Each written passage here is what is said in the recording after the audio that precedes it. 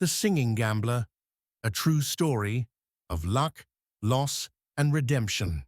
On a bitter winter night in New York City, Monique Mo Carter stood on her usual corner in Times Square, singing for whatever spare change people would drop in her cup. She had been doing this for nearly 3 years. Her voice was raw with talent, but life had been unkind. Most nights, she slept in shelters or on the subway, and when money ran out, she searched through restaurant trash cans for food. That night, luck seemed particularly cruel. A handful of people dropped coins, but it wasn't enough for a real meal. Just as Mo was about to pack up, a man in a grey wool coat stopped in front of her. He listened to her sing Etta James at last, with a look of deep thought on his face. Then, without a word, he pulled a $20 bill from his wallet and placed it in her cup. Mo's breath caught in her throat.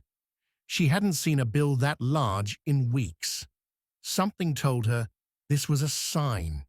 Instead of buying food, she took a risk, one that would change everything. Mo hailed a cab and asked the driver, Jamal, to take her to the nearest casino in Yonkers. "You sure, Mo?" Jamal asked, skeptical. "That's your last 20. "I got a feeling," she said simply. At Empire City Casino, she walked in with just enough money for a few spins on the slot machines. Her clothes were worn, her hair unkempt, but nobody paid her any mind. This was a place where gamblers came in all forms. She put $5 into a slot machine and pressed the button. Nothing. Another 5. Still nothing. She was down to her last $10. Mo closed her eyes, whispered a prayer, and pressed the button one last time.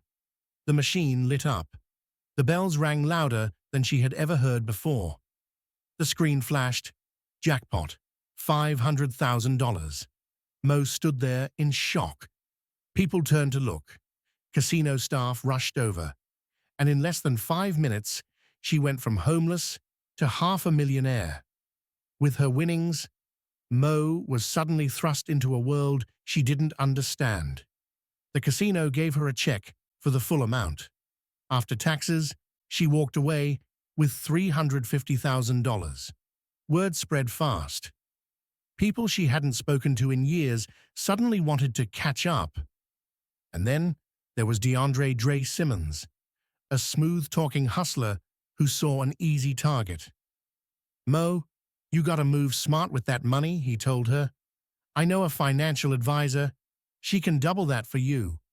Desperate to keep her fortune growing, Mo listened. She handed $200,000 to Dre's so-called advisor, Vanessa Holloway, a woman with expensive clothes and an even more expensive vocabulary. Weeks passed. No return on investment. Then Vanessa disappeared. Dre stopped answering her calls. And just like that, $200,000 of Mo's money was gone. From riches back to struggle, Mo found herself right back where she started. Almost broke, barely able to pay rent on the small apartment she had just signed a lease for. The betrayal hit hard, but Mo refused to fall apart. Instead of trying to chase down Dre or Vanessa, she focused on what she knew best: her voice. She started singing again. This time, not on the streets, but in small clubs and lounges. One night, a talent agent named Deshaun Lewis happened to hear her perform. "You ever thought about recording music?" he asked her. Mo laughed. "I've thought about a lot of things, but life had other plans." Deshaun believed in her talent. He got her in front of the right people, and before long, Mo had her first paid singing gig, $5,000 for one night. It wasn't casino money, but it was real, and this time, nobody could take it from her. Mo never saw Dre or Vanessa again. She later learned that Vanessa had scammed several people before disappearing. Mo considered going to the police, but with no proof, there wasn't much they could do. She had to move forward. Within a year, she had built a steady career, performing in jazz clubs across the city. She learned to manage her own money, never trusting anyone else to do it for her. And while she never fully recovered the money she lost, she found something even more valuable: a second chance at life. Mo's story became something of a legend among the people who knew her from the streets. She went from singing for spare change to singing on real stages. And though she lost $500,000, she had gained something even greater: a future.